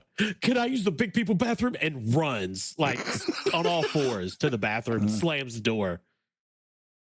And you hear he's drinking from the toilet. Absolutely. He's definitely drinking I'm from the pretty toilet. sure I flushed when I was done. Hopefully. Yeah, you know. I'm going to follow him. It's so amazing. Why? Because you're going to sit there staring up at him while he does it. Oh, yeah, probably. Yeah. No, he slams the door. I don't get there quick enough, so I'm just going to wait outside and. Yeah, I was going to say, pat the door. Let me in. So Bronson is in there a while, but eventually he does put it together how to make everything work. And he does flush and come out. That was amazing. I do like fire hydrants, though. I wish to have a turn. Okay. The water gets very, very hot. Did you use the bidet or something? No, there's a sink, Troy. Oh. There are two turny thingies, and one makes it cold and one makes it hot. I go in there and look, and I am baffled. There's no litter anywhere. It's all No, empty. Yeah. Where is... I do not understand. You push this button and the poop goes down. All right. Anyway, All right. So- I feel like the techno wizard could have given better instructions, but I think Bronson nailed it there. Yeah. So does anybody do anything else that evening at Experience's house? She's done a solid. Of course, I'm in high energy mode right now. I wash the dishes. I help clean up. I move her couch around. I unpack the vegetables that we brought in. You move the couch around with me sitting on it smoking. I don't want to disturb you. Yeah. It also turns out crazies are crazy. I just picked it because it sounded fun. I also basically don't need to sleep. I only need like 4 hours of sleep to be perfect, and I can go 3 days without sleeping without a problem. Perfect for bipolar. Henry asks Experience, basically wondering how safe this neighborhood is with the intention of, if it's not, sit and watch outside the front. Oh, New Lazlo is one of the safest places in North America. Okay, cool. So, cool. So nothing for me to do. Got it. Not once Bronson if and it make Mr. you Cat feel get better, out. you could, if you would like to walk the perimeter, that Yeah, I can do that. Perk up a little bit. Go do that for the evening, night. That'll Oh, give but also, Happy Trigger Emporium is probably still open if that's of interest to you, Mr. Borg. Oh, I could be into some guns. Okay. Looking around. Anybody want to join me? Let me just finish moving this couch. I'll go with you. I'm just sitting there smoking on it as you're dragging it across the room. Mr. Cat and Bronson are nowhere to be seen.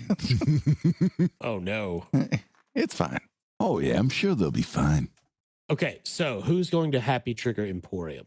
Sounds like me and the Borg, the crazy and the Borg, are going out shopping All right. alone with some money. I did not think to bring any money. I have maybe 9 credits on me. I was going to say, And some- do you need a ride over there? There's like 75,000 creds in the van or something like that. Do you need a ride over there? Sure. Okay. I get directions and drive at a sedate pace over I'm so to. proud of you. We're on There you roads. There could be cops. So Riley's driving Henry and Troy. Mr. Cat and Bronson are presumably wandering the streets. The three of you drive the Mountaineer, following Experience's direction. She stays back at her home. And you come to a definitely very much a commercial part of town. There's lots of people out on the street, vendors and food carts, lots of shops. And Happy Trigger Emporium is fairly easy to spot. The exterior is metalwork and stained glass. A huge sign, billboard, Happy Trigger Emporium, New Lazlo's Library of Weapons. You find parking at an open garage. You walk in. The interior is a wide open floor of tall metal shelves upon which are, as it's explained to you, gun books. Hundreds of guns, thousands, encased in a block of some transparent solid that they call display gel, for which you're told only the owner has the key. So we could see the weapons, but they're in these blocks of gel. Okay. Yeah. Super normal. Yeah, like, oh, wow, yeah, this would look cool. Visual gags. Perfect. Visual gag. Oh, yeah. The way you just pantomimed that was on point, man. You were introduced to the proprietor, who's introduced to you as Alexander of Macedon. He is 3 feet tall, apparently a robot. He has huge, voluminous blue eyes, a brass shell. Greetings! Welcome to Happy Trigger Emporium. I am Alexander of Macedon, at your service. And he bows. There are very few other people in the shop. Welcome. How can I help you, good warriors? And did you come in with us, Riley? Yeah. Okay, just making sure.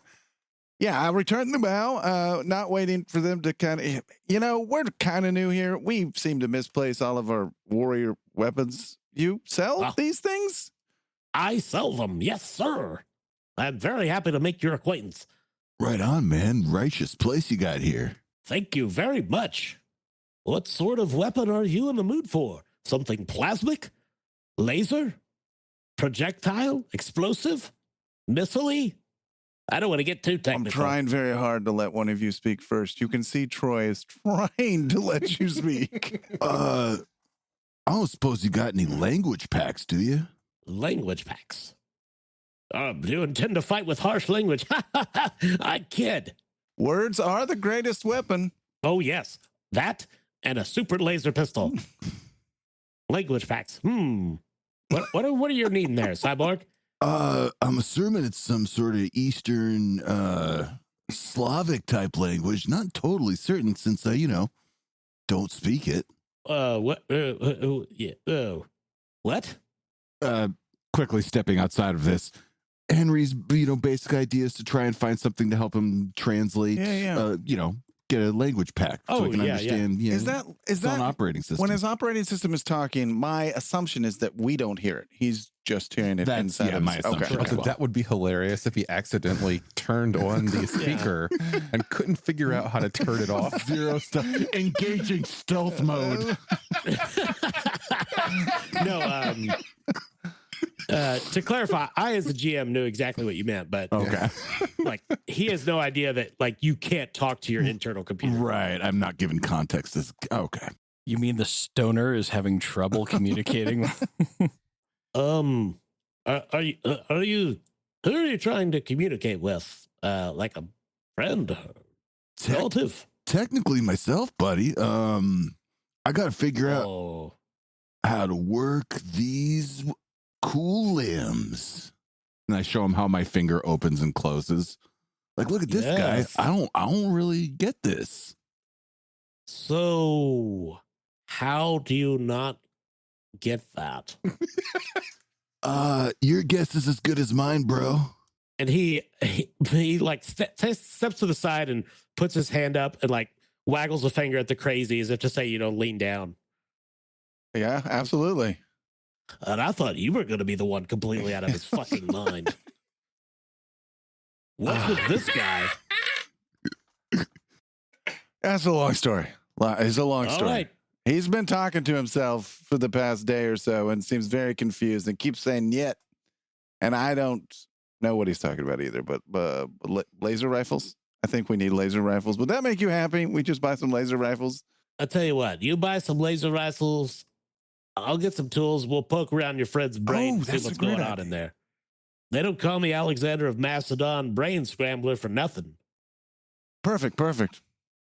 Sounds He said good he's to me. going to throw in some brain surgery on you if we pick up a couple guns.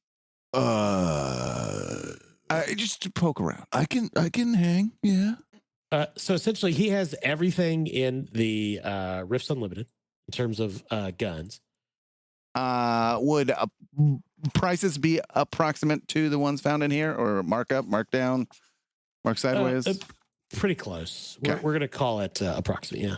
I'm going to ask if he's got a techno wizard equipment. Oh, no, buddy. Sorry. Everything here is mechanical, machine, made of good old physics. Oh, I feel you. Do you happen to have a personal computer laptop thing for sale at all? Well, sure. Yeah. I can get you that. Excellent. Thanks. For the record, we have a laptop, a computer on the. Oh, I know. Okay. I just remembered it's password protected with dead dudes Oh, stuff. I'm going to get was- around to that. Riley has quite the to-do list in his own head. These things are expensive. How much money do we have to work with, Riley? $9,000? Each total? No, total. 90. 90 grand. Well, then I'm buying a laser rifle for surezies. It doesn't have to. I will grab the first laser rifle that I see, or gesture to the first laser rifle. I kind of know how to shoot rifles, and lasers sound cool. So laser rifle. There are several, and they vary in prices. But Troy would not know. He's just, this one looks good. We will test There you fire. go. The old standby, the Wilkes laser rifle. Perfect. I'll take 2 of those. All right. Fantastic. One for each hand. I like the way you think. Hey, I'm already down a leg. I can't afford to have unused limbs. So 2 of these bad boys will set you back a cool 36K. How about we go down to 1 at 17? Oh. I can't spend all the money. Can't spend all the money. I get you. That's a lot. Feels like a lot. You got a cheaper one than this sold standby? Well, good for. I've got this. I've got some Northern gun. I got this NGL5 Northern gun laser rifle. It's 6. I can let it go for 16. That's a good deal. I have no fucking clue if it's a good deal. There you 60 go. or 60 grand? 16 grand. Okay. 16. I heard 60, and I'm like, 16. Yeah. Sweet. You've got a laser pistol. You've got. Henry doesn't feel like he needs to be worried about having weapons currently. So far, Let's focus on this Yeah. first, I Yeah. guess. Cool. been able to punch my way through my problems so far. But also, I couldn't help but notice, my crazy friend, that you appear to be without any sort of armored carapace protecting your fragile internal organs. He squints for a little bit like, is he taking a dig at me because I lost a leg recently? That's a great idea. Yeah, you got something that would stop a laser weapon? I do. Or I a have sword. a variety of mega damage. I armors. definitely have that massive, crazy sword with me. So, yeah, perfect. How Well- much for that? How much are you looking to spend? Because we could go from something great like Crusader full environmental body armor for a very reasonable 55,000 down to I just want You know. something that could take maybe a shot or two. Just the cheapest, lightweight. I'm probably not even going to wear the chest piece. I kind of like this bare chest thing I've been doing recently. okay, that's unadvisable, but Plastic Man it is. Perfect. How much is that? That Well, is- it's an inexpensive lightweight MDC polycarbonate for 18,000. Jesus. It's called Plastic Man. It's not a reassuring name for 18 G's. You know, No, this economy, right? he's as he's going through and having his angst over how much it costs, shelling out credits until we get to 18 grand just because I don't want to deal with you with missing another limb. Hey, I've lost weight. So 18 and 16, that's going to bring me to 34 if I do both of these. And you said you'll throw in an old checkup on my buddy here? Free of charge? Yeah, come on downstairs, Borg. We're going to stick a spike in your brain. Oh, okay. How much for that computer? Oh, It's a let's weapon. go downstairs. It's a weapons grade computer. Excellent. That was what I was hoping. He'd invite me downstairs so I can watch this because I'm all about this. So downstairs is there's lots of stacks of armor, but there's also clearly a work area with various disassembled weapons and bits of machinery. Right in the center, there's a big, heavy reinforced seat with all these screens and diagnostic equipment around it. And he gestures. Remember, he's 3 feet tall. Sit down there, big fella. Okay. And we'll have a look-see. Riley adjusts his jumpsuit for the huge erection he has looking at his computer setup. Wow. So in terms of getting a portable computer, you can, like, if you wanted something like a Palm organizer, that's like 100 credits. If you want like a portable standard field unit, that is 2,500. We're spending the 2,500 because I have goals. Gotcha. Henry doesn't hesitate to bust out the 8 talismans that he grabbed from Tarmac and jangle them around like, I've also got these for barter. I don't know what they do, but Me neither. Sit in the chair. oh, clunk. Yeah, and he goes and he stands on a square panel, and there's a lever beside it. He pulls the lever, and it starts to lift him up where until he's level with your head. All right, let's see what we got. And there's the sound of pneumatic drills. He's taking bolts out of Henry's head. I am watching carefully, mentally making notes at all of this. Yeah, he starts sticking in probes, and at one point he grabs up and pulls this huge cable down and plugs it right into the top of Henry's head. All right, let's see what we got. He turns to a console, starts tapping on a keyboard. Oh, inside a cyborg's brain, second time today. I wish I could drink, but I'm a robot.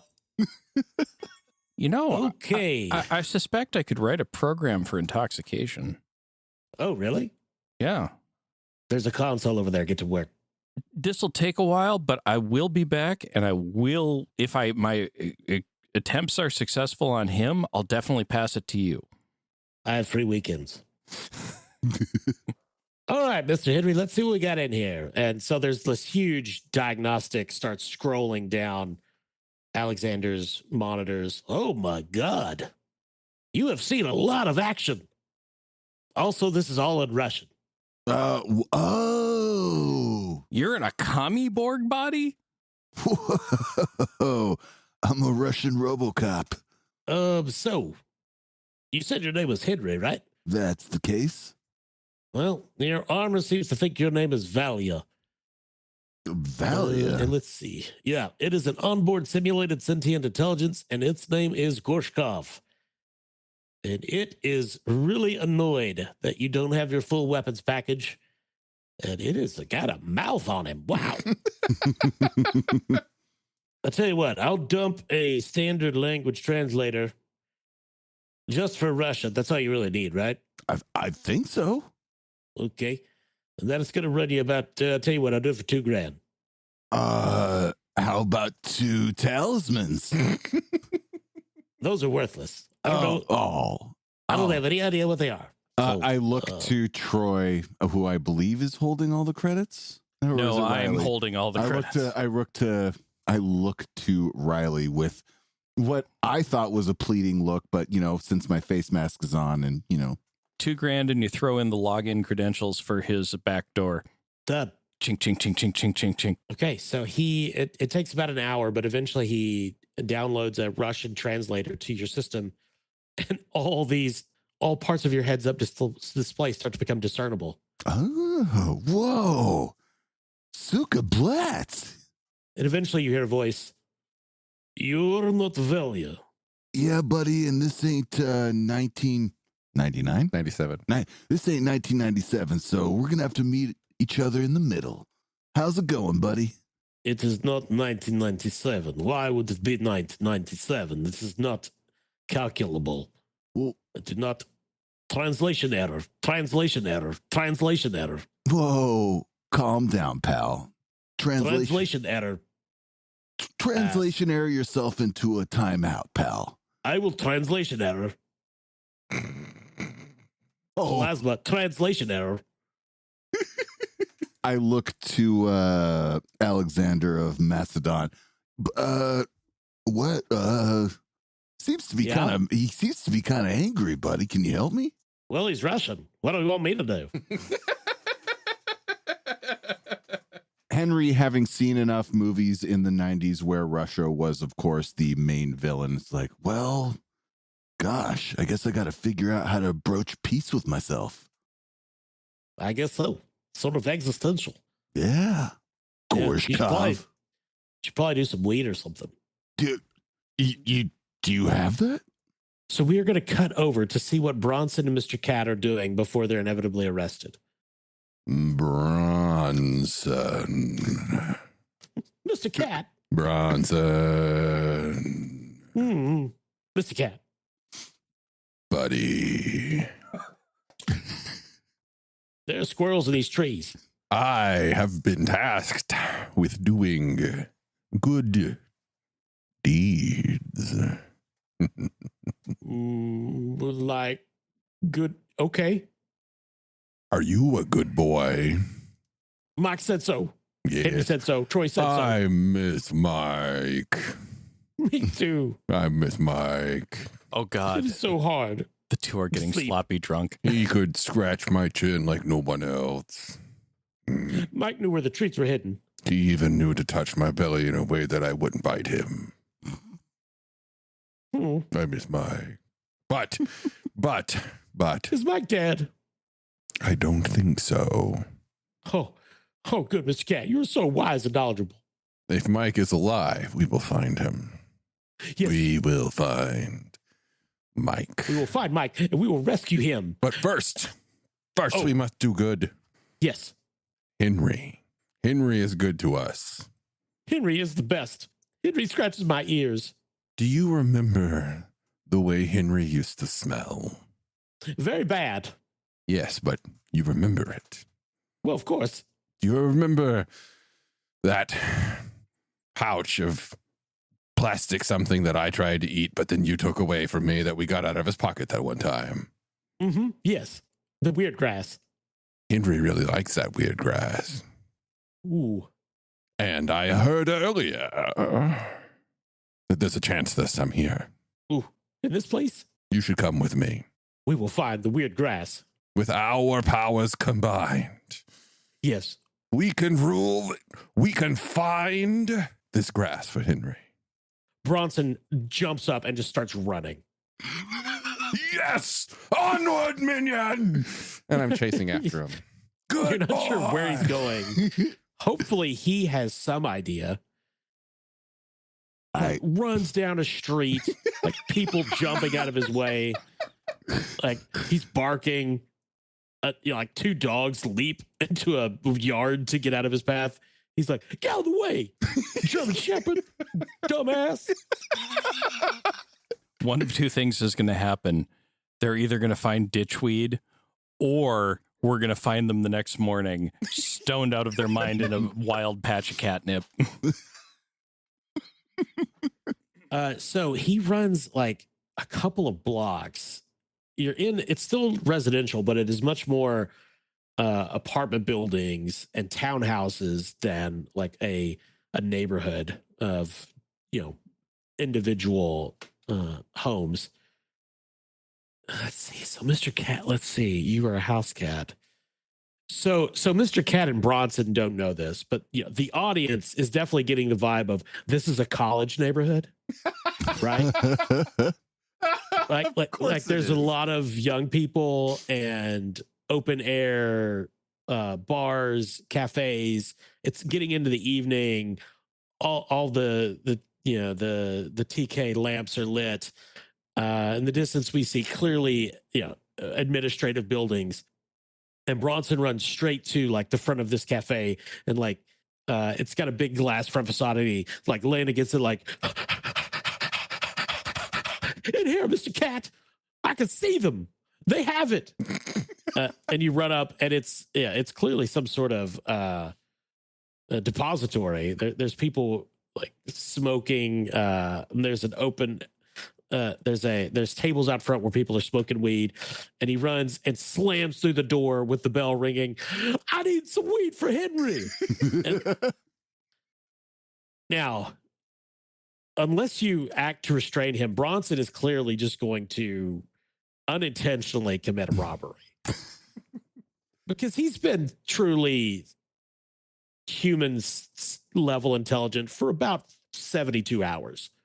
He does not understand financial transactions. He runs on, I found it, Mr. Cat. It's all in here. It's perfect. We'll take it all to Henry. He'll be so happy. He'll scratch my ears. You have found it, Bronson. Good boy. Good boy. Lead me to him. Yeah, so at that point, some young kid, figure probably early 20s, sticks his head out the front door. Can I help you guys? Weed. Do you have it? Yes, sir, we do. I want some. Okay. You could come inside and place an order. How do I do that? Okay. Are you already high? No. All right. Okay, just come inside and wait in line. Yeah, so you go in. There's people waiting to get to a counter, a couple of humans, and some DBs. No anthropomorphic animals. Some guy that's clearly like some sort of humanoid gecko. Like he keeps licking his eyeballs and looking at you. But eventually you get to the front and it's the same kid. It's like, okay, man, do you know what you want or how much or... I have a friend. I'm buying for a friend, you see. Just a friend. It's not for me. Look, man, we're not in the coalition. It's legal. It's fine. I believe you, but this is for a friend, and he likes to get high. I do not know what he smokes. Okay. Tell you what, let me just... You would know it by smell. I would know it by smell. So would I. And Bronson's like pushing you out of the way. I know exactly what Henry would want. Let me smell everything you have. What he said. I'm suspecting that Henry prefers a sativa, probably with minimal cross, probably high in the orange terpene range. And I'm thinking like something that's a derivative of Madnuska Thunderfuck. But that's just a wild guess on my part. See, as a non-weed smoker, this is the most techno-wizard thing you've said the whole game. I did not understand any of that. Easily, yeah. It's completely opaque. Truly, Henry just wants whatever is going to help him settle in and watch reruns of Matlock. I mean, Henry's a younger adult from Cincinnati in 1997. He's getting eighths at whatever the mix he can get, and it's probably half shake. Yeah, he ain't a connoisseur. Now, does Mr. Cat have any money? I have 12 credits. All right, man. Look, I tell you what. You give me 12 credits, and I'll give you enough weed for 12 credits. Remembering how he smelled, I think that will do. So he gives you a small baggie of weed with some rolling papers and like a receipt. Put some staples on like the card for the shop. I look at the receipt like, what am I supposed to do with this? It's okay, man. Your friend will know. It's fine. Okay. You got a baggie. I was sure you were going to get like a half blunt pre-roll. Yeah. I mean, 10 creds will get you a gallon of moonshine, or apparently. Yeah. Vices are cheap in the dirty future. I'm going to stand there for a few seconds longer past awkward, Sure. just staring him down. And then Bronson and I just bolt. You guys just run at top speed out of there like you're seeing Yeah. things. But also, weed is completely legal in New Lazlo, so it's not. There's not any of the the crime fee attached to it. So we're gonna cut back to the Emporium, and I assume you guys are pay for all the upgrades and your guns and armor and If everything. we have money left, there was one other thing that occurred to me. We have 78,000 credits left. Well, I spent 34 or something ridiculous. Maybe my math was wrong. Because it was 16 and Oh, 18 and 14. I can't remember, but it's, yeah. Oh, I got the 16,000. I didn't get Yeah, the armor was 14, I think you said. Is that right? Or not? The armor was 18. Yeah, that's what it was. That's it was what 18. I missed. Okay, I will Uh, collect that. We still have 60 grand left. It's not a listed item, but can we get like vibro knuckles? I'm thinking Bronson could use something that does MDC. See, I was thinking armor, but that's a great idea. Armor's overrated. He can have my chest piece. I wouldn't say no to armor myself. Yeah. MC was running around naked with a start. Yeah. Yeah. I mean, you guys could probably get a suit of Plastic Man for Mr. Cat. Plastic Man is 16 grand? 18. 18 grand. Okay. Can we get And that's like, on page 268, by the way. we get any kind of bulk discount for just spending so much cash? Come on, man. Plus, that program. Absolutely not, sir. Oh, I got the program in there. Yeah, I'm just saying. And these talismans, they clack around in my hand. By the way, I'm tracking how much money we'll have left. You all are putting this shit on your character sheets. And I picked up that Plastic Man for you, by the way. Thank you. I think it's got like, what, 35 MDC? It's straight garbage. Way more than no. Compared to our regular health, it's great. Considering that I have no MDC. Yeah. So you said you wanted to get some kind of knuckles for Bronson. What about so if you look on page 259, there are vibro weapons and there's like dog pack spikes and Oh, dog pack spikes. I guess that forearm would be. blades and How much are dog pack spikes? At least going from the Lone Star prices anywhere from 50 to 200 credits. yeah. Now they are SDC is the downside. Yeah. No, yeah. He So needs what an about MDC. oh, here we go. No, triple bladed cat's claw hand guard. That is an MD weapon and it's 11,000. Jesus. I just feel like if we give him a knife or something, he's going to be confused. You can get him the short blade hand guard for 9. Yeah, Oh, 9 grand, 2D4 MD. Let's do if you guys are down with that. I'm pretty confident that our resident cyborg is on team get Bronson stuff. So we'll get that for Bronson. Cool. And I'm looking also, I'd like to get an SDC shotgun, but I'm having trouble finding that in the book, assuming those aren't stupid prices as well. I think that actually might be listed I feel like I saw it earlier. in the skill section under the weapon profile. Unusually, I think. Well, I'll poke around, but assuming it's not too expensive, I would pick that up too. So I can have a gun for that secondhand. It's important. It definitely would be very reasonable. Okay, perfect. And you've got the pistol. Did you want armor as well for Riley? Nah. Okay. What's that leave us with? Okay, so I found what you were talking about under the weapon proficiency for shotgun. However, there are no prices there. I'm looking at the first book. The shotgun looks to be 900. Screw it. We'll probably hand you the shotgun. Okay. Yeah. Cool. There you go. Yeah, 900 for anywhere from 900 to 300. But the 900 one is 4d6 damage for buckshot or 5d6 for solid slug. We may not want to use MDC on everything we're dealing with. It's not good for hunting, for example. Yeah. Okay. Well, and it's somebody like Maromach, he was just a guy. Like, shooting him would have been very effective. Yes. Would have been. It's not what we did. I was hoping to talk to him, Would have messed up his outfit. but okay. It's true. And we didn't mess up his outfit? I think we just murdered him with face shots. Oh, no, Bronson just beat him to death. Oh, Yeah. That's like, you're right. I forgot. Knocked him down and just wailed. Okay. You guys return to Experience Dinsmore's house. There's the spare bedroom, second floor she told you about. There's the cellar. There's the yard. There's plenty of places for you guys to sleep. And as you bed down for the night, most of you, your last thought is, what the fuck is going on? Is this really real?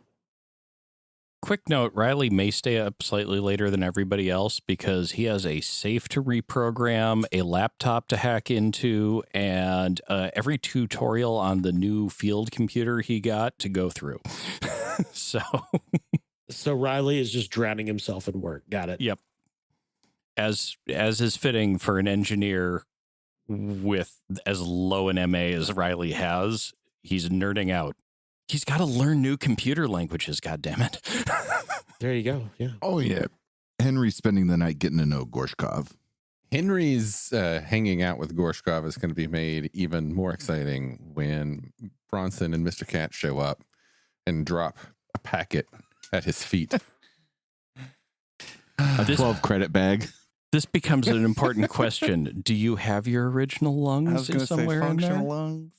This is something that Henry has been internalizing really hard and trying to wonder, like, We're going to find out in a minute. yeah. Of course you have lungs, stupid American. That must be Gorshkov, I guess. All you hear is, don't you be dissing on Lady America, Gorshkov? Look, just roll it and let's get going. You're bipolar, and I've already kind of figured that out as a character. I'm starting to wonder if he has multiple personality Possible. disorder. Oh, yeah. No, that would be reasonable. Yeah. The bag includes a receipt and a business card. Nice. That's being saved. We'll end there for the evening. Nobody lost a limb, so I consider this a success. Yes. Mr. Cat is now all a pseudo paladin. Didn't see that coming. Well, yeah. So when I realized you guys have this dagger and Mr. Cat got it, I was like, oh no. One of them that's not good. I'm not bad. Oh no. You're you're bad. unprincipled? Yeah. You're Was. unprincipled? I was unprincipled. Yeah. You were unprincipled. Yeah. Okay. Yeah. Yeah. Now I'm scrupulous. Yeah, I didn't pick. I think my character's probably scrupulous. He's Yeah. a generally good guy. Well, that was fun. So we'll say everybody gets 250 XP for this session. We need to pick more fights. I need more XP, guys. Yes, this was a lot of exposition and character exploration. No, like, what were we going to do? Pick a fight with Alexander of Macedon in his gun shop? Yeah. Uh-huh. No. That would have been bad. I'm less worried about Alexander of Macedon, and I'm actually more worried about his gun shop. Nice. Yeah. I'm seeing like aliens pop turrets and shit. And That's very reasonable. Well, any closing thoughts, folks?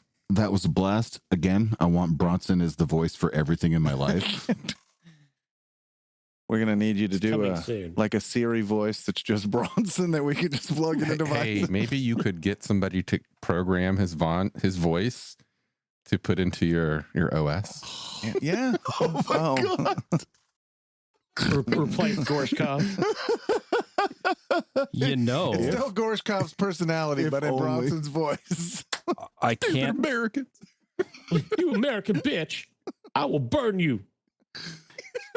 I can't do it right this second, but I'm working towards being able to do that. Oh my, that would be delightful. Like I have a whole background plan of, programmed to make you just at a mental click of the button get high as a kite. Like there's a plan. Oh.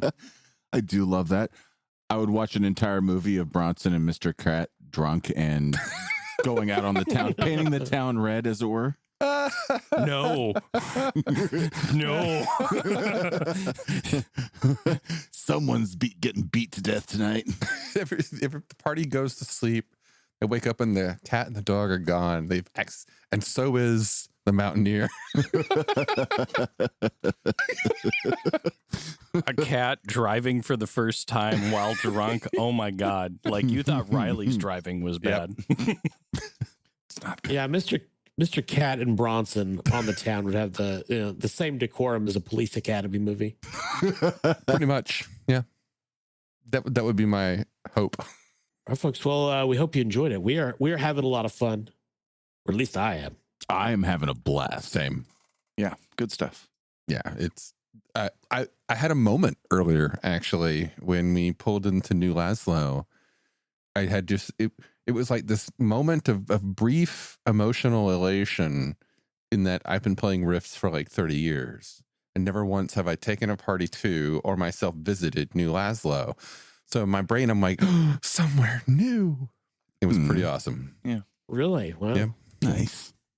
Yeah, prepping for the campaign, I was looking. There's not a lot of actual information on New Lazlo in the books. Nope. There's hints here and there, but as far as I can tell, it is not really described in detail anywhere. It's a blank canvas for you then, Yeah. boss. Yeah. Not that that would have stopped me from making shit up, but As it shouldn't. No. yeah. All right, folks. Well, we're going to go ahead and close this out. Thanks for listening. Thanks for all of the kind words that you have sent our way. We really appreciate it. We've been having a lot of fun, and we're glad you're having a lot of fun listening. Absolutely. Catch you next time. Out. Woo woo. Starships, magic, mystic martial arts, romance.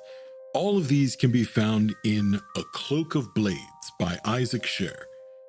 You might have heard my name before. I've done a lot of voiceover work for Breakfast Puppies, and I've recently released my first novel. It's available on Amazon as an ebook and paperback, and you can get it for free if you have a Kindle Unlimited subscription.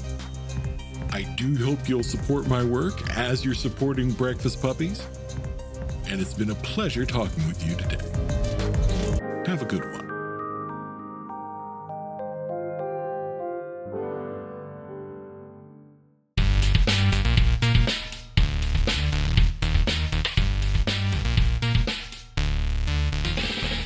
You've been listening to The Glitterbois, a Palladium Books fan podcast. Glitterbois, Rifts, the Megaverse, and all other such topics are the property of Kevin Siembieda and Palladium Books. Please buy all their stuff and help keep them in print and making more games. You can order directly at palladiumbooks.com, and their entire catalog is available digitally at Drive-Thru RPG as well. Our opening music is 8-Bit Bass and Lead by Furby Guy from freesound.org. This closing music is Caravana by Philip Gross, available at freemusicarchive.org. All sound effects used are self-made or acquired via Creative Commons Zero license.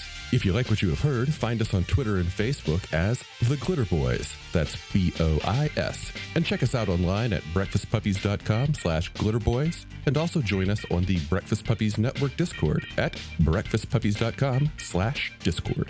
And if you want to help us out, please spread the word and help us build a community. Thanks again for listening. We'll catch you next time.